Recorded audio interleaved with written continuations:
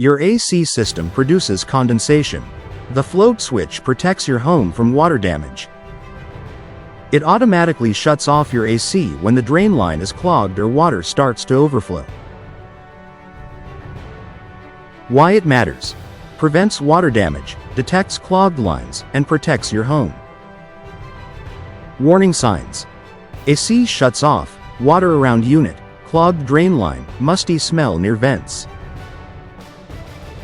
In Houston humidity, drain lines clog often. Your float switch is your first line of defense.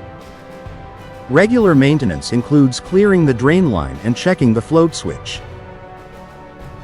Don't wait for water damage. Schedule your AC maintenance today. Serving Houston, Katy and surrounding areas.